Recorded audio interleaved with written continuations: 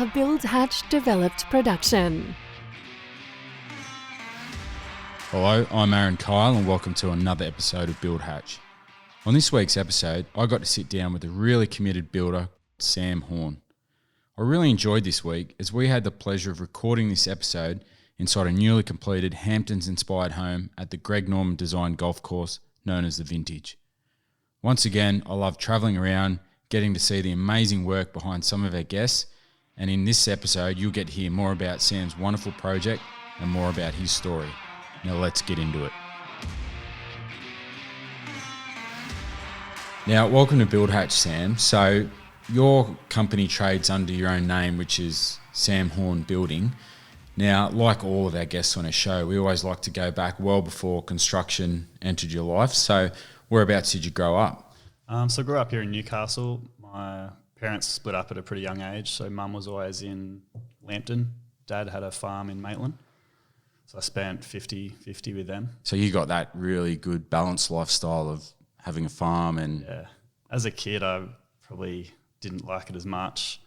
Always been in the city and stuff, all my friends being down that way, going to the beach for a weekend and that, and sometimes I'd have to be up in the farm helping Dad work and stuff like that. So as a kid, I didn't really like it, but looking back now, I wouldn't change it. Dad was a carpenter, so I always wanted to be a builder. I always had dreams of building houses and stuff like that. So as soon as I was 16, finished year 10, I jumped into an apprenticeship. So you knew, I mean, it was part of your DNA by then anyway, but you knew this is it, I want to become a builder. I was 12 years old on the farm with a nail bag on, helping Dad, stuff like that, so I loved it. What was your family life like growing up? It was good. I had a very good upbringing, two different families. So my mum remarried, so brother and sister there, and then my dad's side, he remarried also, so I had two families, which was at times tough, Christmas and stuff like that, but it was good. He was just a chippy. He did supervising and stuff like that, but he never really handled the stress very good, so he was always just a chippy. On the tools. Yeah. All right, so at school, did you know that you wanted to enter the building industry? Definitely, yeah. So you started an apprenticeship in carpentry? Yeah. And was that with your father or was it with another company? With another company. Was it a residential company or commercial company? The company only subcontracted out to other builders and stuff like that, so it was just 30 or 40 chippies and apprentices, and they just subbed out. We did big nursing homes and hospitals and churches, real big jobs, stuff like that. So large crews of carpentry crews, just get on in, the big jobs. Get it done, get out. Yeah. And was it a mixed bag, like framing, like timber framing, metal framing, general fit outs? Was it the whole lot? It was the whole lot. I think that's where I was really lucky because there was so many carpenters there and it was such a wide variety of work. I learnt everything from 30 different carpenters, so I got really good. Yeah, you got that diverse experience and exposure to different people, different levels of expertise, and being such big projects too. I remember doing a 210 bedroom nursing home. As an apprentice, I might be doing triple grips for 2 months, and then I would, do battens for 2 months, and then as I progressed, I would be hanging 210 doors.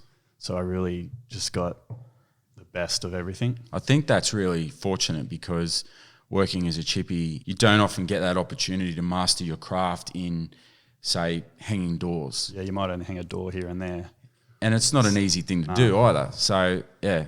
I remember doing doors for about 3 months straight, just chiseling. So, and once you nail it, like it's just, it's great. But, even stopping and starting, you do forget how it all works. You lose it pretty quick when you're not doing it all the time. It is, It's amazing how that happens.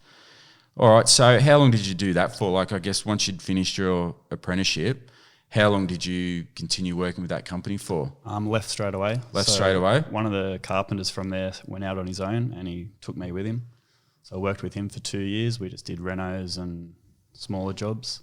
Yeah, at the time, I was what do you call a leading hand on site supervisor. So I was always on site working with apprentices and stuff, and he was always doing behind the scenes stuff. But I always thought he was bludgeon. I was carrying everything. So so you had that tunnel vision at the time, young Sam Horn, basically thinking, what's he doing behind the scenes? I'm doing all the hard work, blah, blah, blah. So then, I left him and went out on my own. Quickly realised what he was doing.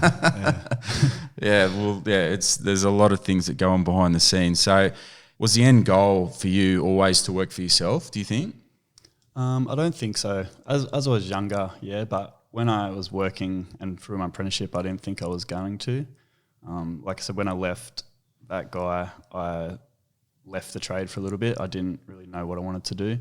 I did PT for a couple of months and then realised, no, that's not for me either. And I bludged around for a bit. I ran out of money, obviously, and then I started doing a few cashies here and there. And then I fell in love with it because I was doing it for myself. And that's where it kicked off. That's a really important step, I guess, in your career as part of the journey of recognising why I got into this trade in the first place. And it can have that eat and repeat mentality, sometimes doing the same thing over and over again. So it's always good to find that passion or that spark in what you do. So from there, did you just start off doing sort of small carpentry jobs and things like that? Yeah, so from there, I pretty much got an apprentice straight away. We're just doing decks, pergolas, and subcontracting to other builders. And then I decided I wanted to do homes. So I did my Cert 4 with a HA over night time. So that was pretty tough too, running a business. Yeah, what was that like? It was really tough. So how long did that take? It took me 2 years. It was a 9-month course, but it took me 2 years just trying to do quoting and running a business and study and do all the assignments and stuff. It was very tough. Yeah, it's a hard thing to do, particularly when you've been on the tools all day. It's hot in summer, freezing cold in winter. So to sit down at night, it's the last thing you want to do. And I'm definitely not I'm a hands-on learner, so sitting down and doing assignments is something I really struggled with. Yeah, you're the practical builder. Yeah. So were you always Sam Horn building from the get-go? Yep. Yeah. I think having my name there kind of just represents who you are, who I am, what I'm about. How did you start off in the beginning with marketing yourself and your name? It was purely just word of mouth. At the start, I would just make sure that everything was perfect. I am a bit of a perfectionist, but I wouldn't leave. I'd rather lose money on a job and have it the way you want it, the way I want it, than to walk away and not be happy with it and not have happy clients. So you started off doing decks, and like back then, did you put an ad in like on Gumtree or anything like that? Just purely word of mouth. Purely word of mouth. No mouth. Advertising. No. I don't think I've ever advertised. It's always been recently Instagram and social media, but it's just always been word of mouth.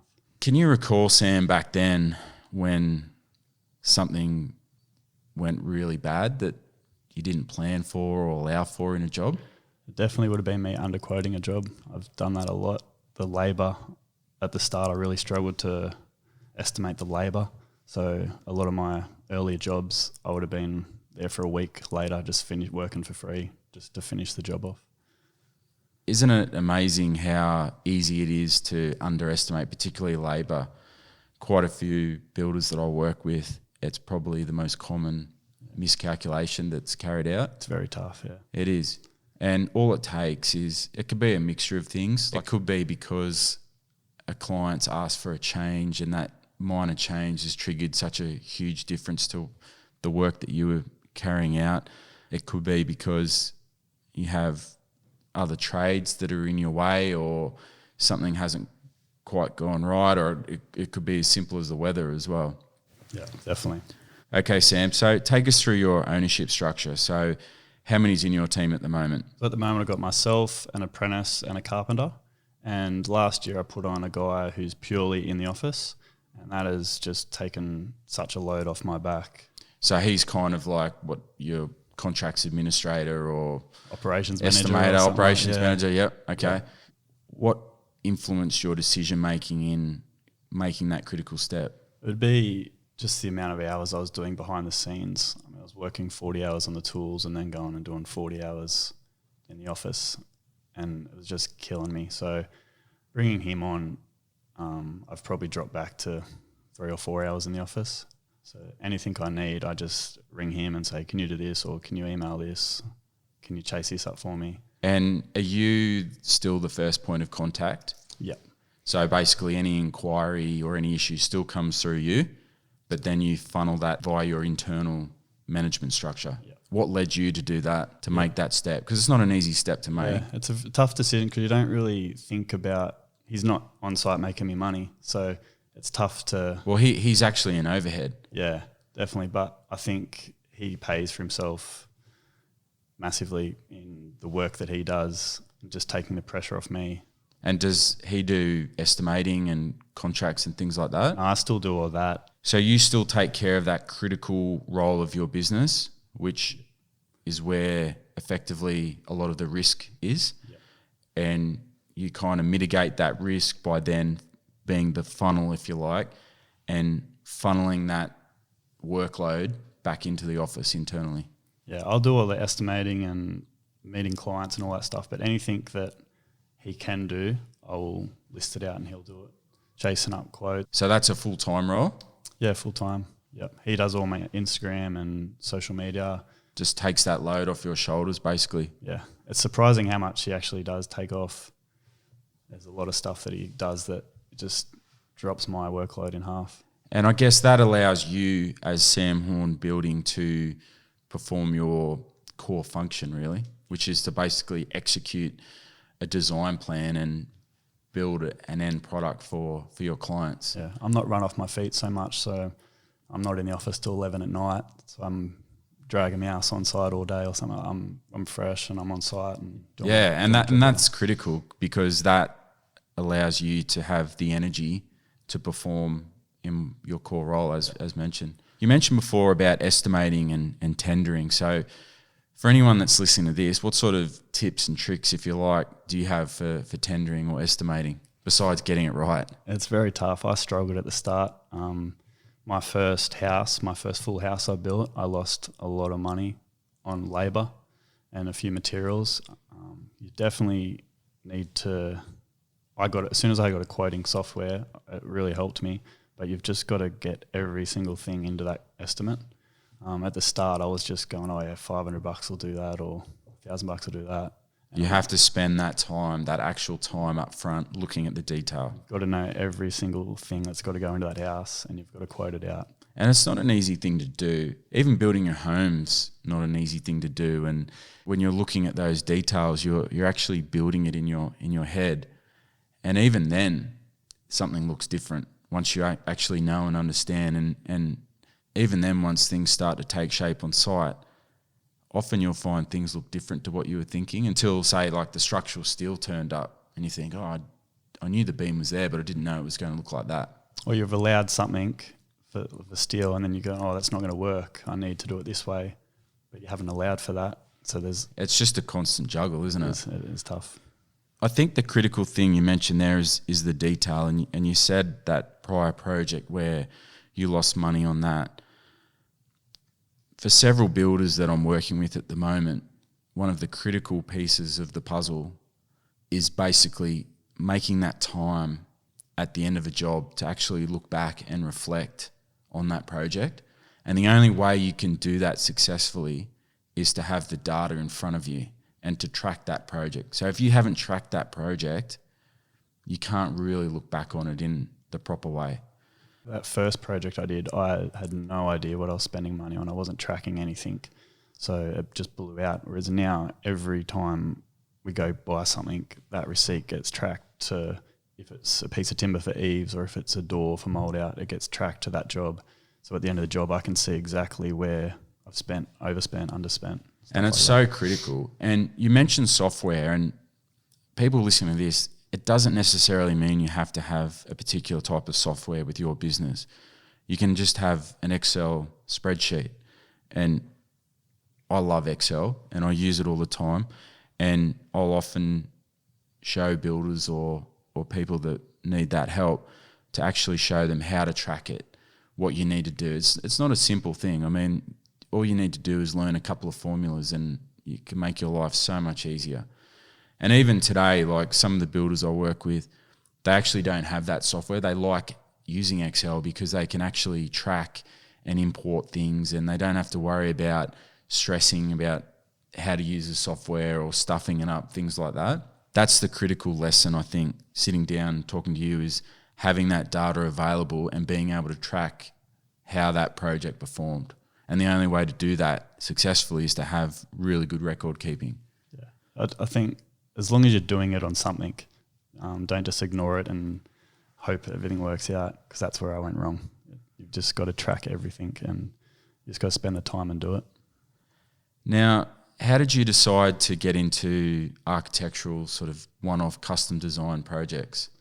I think it's just the love. I love the innovation and I love modern, and I love sitting and working with the client and having their vision come to life. I think I didn't really like doing repetitive stuff as when I was younger, the same nursing homes and big builds. I really wanted to do the one-off nice designs and stuff. When people walk in, they go, wow, look at this. I really got a love for that. I'm always interested in the person behind the scenes or the person behind the brand, and I can see you, Sam Horn, building as being the type of person that enjoys the one-on-one relationships, not the fanfare and the large group environments. Yeah, I love sitting down with the clients and just finding out why they want what they do and like where it's all come from, and then designing around that and making it suit their family as well, not just something that they've seen in a photo or something that's not going to work. How did you take the leap from building decks and pergolas and things in yards for people? How did you take the leap from that to get into this high-end residential type product? It was a slow progression. So my deck slowly got bigger and jumped into small renovations. And then once I got my builder's license, I did bigger renovations, and then kind of just got to the point where I could get the home warranty, and I signed my first house. And what was that first house? Was it like a big brand new house, or was it a renovation? It was a big 4-bedroom house in Chisholm. Looking back, I probably wasn't ready to make that jump. I should have stayed smaller a bit longer till I knew exactly what I was doing with tracking materials and labour and stuff like that. So I did make the jump a little bit early, but at least you learnt from it though. I learnt the hard way, yeah. What type of reporting systems do you have in place with your business? So I use Build Exact software. So when a lead comes in, you can log it into that, and then from there I can upload the plans and quote the job, and then from there you can do your invoicing and job scheduling as well. You schedule the whole job out. So that's basically like a work management type software. Yeah, since I got that, it's really changed everything. It's made so much difference to my workload and tracking and running jobs too. So how does that work? You basically, I mean, the people listening to this may think you actually feed the plans into the actual software, but it's more of a job management type software, isn't it? Yeah, so you can just upload your plans and it will scale them for you. And then there's quoting templates in there, so you can just draw your lines and measurements and stuff like that and quote the job out pretty quick and easy. And then from there, you just turn it into an active job, and then you can schedule it out and drag your weeks around and schedule in trades and send emails and stuff. Yeah, so it kind of guides you into managing your project, and from there you can then send that off to subbies to get quotes, and then it sort of all feeds back into a bit like, say, Xero does with accounting. It works in with Xero too. So my boys can put in their hours onto Xero, and then that tracks back onto Build Exact, and I can see how much labour's been spent on a thing. So if I allowed a week and the boys put in 7 days, I can see I've gone 2 days over there. How much of your work is fixed price versus, say, cost plus? All my work's been fixed price contracts. When dealing with clients, how do you show you can add value to their project? I like to get in early when they're designing the home with the architect, and because I hate these days clients will come to me with plans and I just see a lot of wasted money and stuff that's not going to work. So I like getting in early with the architect and designing and helping cut costs or helping just create a better home for the clients. I guess that's that problem solving and trying to customize that project for the client. Yeah, definitely. What about your interaction with trades? What's that like from a builder's perspective? It's good. It's taken me a while to find some good trades I can trust. I've definitely gone through some shitty ones. It's not an easy thing to do, is it? Not. Finding people, other trades that care as much as I do as well and have that passion for quality was hard to find, but I think I've found a good group of guys now. And how do you do that? Like, let's say you're having an issue where a trade's not conforming to your values or your standards. How do you actually execute that? Yeah, it's tough. If they've already done, I haven't really had too many problems. I haven't kicked too many people off site, but sometimes, yeah, if I'm having a disagreement, I'll say, look, this isn't right. I'm going to find someone else. So you have that honest, straight shooter type conversation. I'd rather cut it off and get them out of the way and get it done properly than try and work with someone that doesn't have the passion or doesn't have the quality that I need. And just doesn't respect you. Yeah. What's it like at the end of a project that you finish on time? It's pretty good. Pretty good feeling having like the clients for this one. They come in and you can see a tear in their eye and stuff like that. Like it means something to them, and to bring their vision to life and see how happy they are. It's a pretty good feeling. Now, people listening to this will be able to see this project up on our Insta feed. Speaking of projects, how did you win this project? I got this project through my other project I completed. They just seen the photos and stuff like that from my other Hampton style house, and they loved it. So I just met with them. And the owners of this particular project, where are they from? These couple are from Sydney. So they come down and they did a bit of research, and there was a few builders in this estate that they met with and didn't really gel too much with. They could just see when I met with them my passion and my enthusiasm. And so you mentioned they saw a previous project. Now this house is an amazing Hampton style type of home, which is incredible. Now you mentioned that they saw photos. Was that via previous contact, or how did they actually see those photos? Do you know? She followed me on Instagram, so she's seen the photos and the build on Instagram. So there you have it. You have a client who's a couple of hours away in Sydney looking for a builder. So people are much more educated these days. They're constantly looking. You might just think that they're following you for the sake of it. They're actually gauging you out. They're looking at your work, what you do, your completed projects, and then reached out via Instagram or your website. Yeah, to get a build like this purely off Instagram is pretty amazing. But there are a lot of people that are just following you and watch. They might watch you for 3 years before they contact you, but they do watch you and make a decision from that. Now, you mentioned about the client seeing your work on Instagram. Did the client then go back, or did they look at those previous jobs like physically, or was it more a case of checking it out online and then seeing if that gel was right in person? Yeah, they went for a drive-by and had a look, and I organised a walkthrough with them. So my old clients were pretty good like that. They'd let me take people through and have a look. So these new clients could really see the finishes and see what I was going to deliver. After that initial meeting, what happened from there? So they didn't have plans or anything like that. So I sat down with them and worked out a concept, and then we went and got my architect and we designed. So that's a lot of trust. They basically said, Sam, this is what we're thinking. Did they mention Hamptons back then? Yeah, it was always Hamptons. It was always Hamptons. So they knew from the get-go, this is what we want. We like what you've done at that other project. We want to talk to you. Did they sort of say, well, look, do you know a good architect, or do you have a good team? What were the early conversations like? Yeah, they asked me about that, and I said I've got an architect I'd like to work with, and yeah, we set up a meeting, and then they had a pretty good idea of what they wanted, so they had a little drawing they did, so we gave that to the architect. And so who was the architect on this project? Brik Designs. Okay, and are they a Hunter Valley local-based architect? She's in Hamilton. Yeah. In Hamilton, in Newcastle. Okay, so you got Brik on board, and did you set up a meeting, or did the client meet with her? Yeah, so they would have met with Kirby, and then they've done their design, and then I sit down with Kirby and we work through it and work out the kinks. And had you worked with Kirby prior to that? Yeah. You had? Yeah, I worked with Kirby a bit. Okay, so you have a really good architect or building designer. You have an established relationship that you're able to then bring the client into that circle. I think that's important.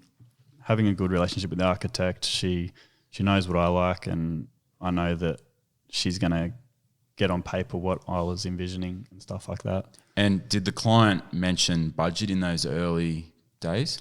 Yeah, so the client most of the time will have a budget, and I'll sit down with Kirby and work out the size and for what quality they want the size and the finishes and stuff like that. And then we'll sit back down with the client and go over it all. And it's always curious to find out whether this works, but do you start off with like a square meter rate as like a first point of, I guess, call it a health check? I hate square meter rate. It can be so far out. From the start, particularly with custom design architectural projects, it doesn't apply really. Stuff like this with a lift in there, that blows the square meter rate straight away. So I like to, at the start, I'll sit down and just exactly what finishes they want and what extras they want and how much they want on a kitchen and how much bathrooms, and from there just work back. And do they like go select exact finishes, or it's more of a case, okay, do you want natural timber floors, or are you happy with engineered floors, or do you want tiles? Yeah, just a few questions like that. What kind of finishes you want in your bathroom, and how much do you want to spend on a kitchen, and what do you want on your floor, and how high do you want your ceilings, and anything that's going to stand out and costs big money. You find that out from the start, and then we can sit down and work out with Kirby how big we can go with this house or how small it needs to be to get that quality. And was there any form of investment or commitment from the clients back then? No, from them I normally just get a small deposit just to cover. But I'm always curious to know, like, how much involvement did you have before, I guess, you had that commitment? Was it like 3 or 4 meetings? Did you have to drive down to Sydney to meet with the client? So I met him here the first time on the block, and then I would go and have a half an hour with the architect, and then if they're happy with that concept, then I would get a deposit off them before I went and did any more time. Yeah. So it's normally only 5 or 6 hours probably. So I guess Brik Design, did they then went through the various approvals and then had design documentation produced, and then did you then firm up the price, or was it more of a design and construct type setup where you brought the architect on board and that was part of your involvement? Yeah, so I'd bring the architect involved. They would pay me a deposit to get all the plans and approvals, everything done. And then with that first deposit too, I would give them a fully detailed quote. And then if they're happy with that, then we'd go ahead with the build, or if they weren't happy with me, they can take that quote elsewhere if they would like. And that's quite a clever strategy, and particularly if you have that involvement and specialist relationship with your existing architect. Okay, so how long was that process roughly from, I guess, having that initial point of contact with the owners who were from Sydney to getting something in writing ready to go? It all depends on how many changes the client makes and back and forth and stuff like that. I think this one maybe took 8 weeks to get the design sorted, and then 12 weeks in council. Being inside the vintage golf course, which like a lot of these type of developments do, as well as the external approvals, you also then need internal approvals. So they set up like a bit of a committee, and your projects have to meet certain guidelines and have certain roof pitches and certain building envelopes and setbacks and all of the above. Yeah, the vintage has some pretty strict guidelines. For instance, this one, we couldn't just have standard garage doors. We had to have these special custom cedar garage doors that cost a bomb, because you can't look too much like your neighbours next door and stuff like that. And that's critical. And for the people that are listening to this, these type of developments, the reason why they have these internal controls, if you like, or internal restrictions, is to basically control the quality of the entire estate. If they want to make sure that a new building that gets built is not going to devalue or look vastly different or look exactly the same. Like it's designed to be a bit of a barrier to control, if you like, what gets built here. It's good for the client too, because they know that their investment, they've spent in this much money. They know that the same house is going to be built next door and devalue yours. All right, so tell me about this project. It's, as I said, it's obviously a Hamptons-inspired build. It looks incredible from the outside. Sam's given me a nice tour inside the building, and one thing that stands out is it obviously backs on directly onto the golf course. It has an amazing outlook. The finishes look incredible. So tell me a bit about this project. Yes, this is a 2-story Hamptons design. It's 4-bedroom, 3-bathroom. It's got a lift in it. It's got a pretty extravagant kitchen. And yeah, it's got a very good outlook on back onto the golf course there. As always with Hamptons inspired homes, it comes down to the detail and certain types of pitches and angles. That's really what the Hampton style is about, as well as the colour scheme. So were there many changes throughout this project? There was a few changes here and there, nothing major, just small details. Like with the kitchen, they decided to integrate the fridges last minute and a few small things like that. Now, you gave me a bit of a walk around before, and I liked how the project it seems to have multiple living spaces. So the owners of this project, they're from Sydney and obviously plan on using this as a bit of a second home, if you like. So they're going to move up here, but obviously their kids are from Sydney and stuff like that. So the whole upstairs is designated for when the kids come and visit. It's pretty self-sufficient up there. They've got a kitchenette and bathroom and bedroom, so all their kids and their grandkids can stay upstairs. Now, what's your favourite part of this project? It'd probably be the kitchen. Kitchen and butler's pantry, pretty good. That raises a critical point. It's always challenging building when the client is a couple of hours away. So how did you manage that? They travelled down a lot. Wasn't too hard really, because I think them being retired, they had a bit of time on their hands, so they were happy to come down for the day and to have meetings or do selections and stuff like that. And how long did this project take? 22 weeks. So we did this one pretty fast. It was my only project at the time, so I spent a lot of time here and pumped it through. That's lightning fast. Now, with all of the specified materials on this job, had you worked with all of these materials before? Yeah, I like to use the same kind of stuff. I know some good products and I like to reuse them. What was the most challenging part of this job? The rain at the start with the clay was pretty tough, and this job being pretty flat with clay, it just stayed wet and it was a nightmare. And annoying too, sticking to everything. Walking around in mud, carrying timber and stuff isn't the funnest thing. What would you say to young people coming through who, like you, were working for another building group and were contemplating making the move? What would you say to those guys? I think about it very hard.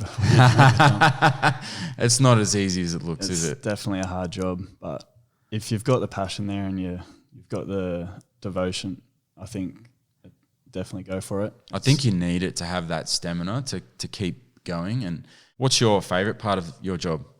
Working with the clients towards the end of the job too, seeing the appreciation there and seeing how happy they are. It's definitely a very good feeling. I do like seeing the jobs at the end, building something. When you rock up and there's just a bit of grass and then handing over the job, you can see what you've built. It's pretty rewarding. Yeah, it's pretty special, isn't it? And particularly, you mentioned the client had tears in their eyes and they were very emotional coming up. So I think a lot of people, it's about understanding some people and how they think as well. So in that situation, you have a client who's from Sydney who is wanting their forever home to be built exactly how they want it. But not only that, I think it's a credit to you, Sam, because you actually, I guess, you had that initial meeting, you brought on the architect and the designer to customise it to suit them, and then you've then gone and executed it in a way that the clients can say, well, we want to make that our forever home and move into it, and it's integrated living with their extended family. They do put a lot of trust in the builder, saying like it's a pretty big investment to give us all this money and say, go and build my forever home. They've sometimes been thinking about it for years and years, and they've got this vision in their head, which is what they want. So it's important to spend time with them and get that down onto paper and make sure that it's exactly what they want and they're going to be happy with it and that you're on the same page there. Now, moving forward, what are the goals for Sam Horn Building? We've got a few goals. I'd like to win Hunter Home of the Year. Last year I got custom built 500 to 600, which was a pretty good achievement, but I want that number one in Newcastle. It's something I've had on my board for a few years now. Well, I have a funny feeling this might head in that direction because it's an incredible build. Sitting here and walking around, having a look at the house, it's I can see why the clients were extremely happy. Okay, so you mentioned Kirby from Brik Design Studio. What's your relationship like with her? Yeah, it's been very good. We've recently designed a few of our pre-designed homes. So we've really worked out a simple design that we're not wasting money on extravagant roofs or corners and stuff like that. They're really basic square designs, so then we can spend more money on the interior and the stuff that people like. Now that's important. So I guess you've been able to find the time, and we mentioned before that you had invested in having those internal systems in place. So by having those internal systems in place, employing someone in your office, you're then able to allocate some time to reflect and go about thinking about what's in the future. So you've then been able to come up with some concepts to try and make homes more affordable and more efficient. Yeah, so to be able to have a nice architectural designed home but not spend millions and millions of dollars, like it can be any normal person can have a beautiful architectural design home and still be within their budget. So is that part of your vision going forward? You've got a already costed home that people can say, Sam, we want you to build a house, and you know straight away that, well, this is the budget. Yeah, so if a client comes to me and they want an architectural house, they're just a guideline. We can tailor them for each individual client. With me having a good relationship with the architect, we can customise these and to suit any individual and make them suit their budget. So I guess it's almost like a starting point that you've skipped those early steps with trying to find out what does the client want, what did they have in mind. You've actually skipped that step to kind of say, well, I think this is the type of project that fits me and my business. This is what I can build. It's say 80%, here's what it's going to cost. And then I guess it just allows the client to tweak it and make changes and finalise those intricate details and costs. Yeah, definitely. These are the homes that I want to build and I'm very passionate and excited about.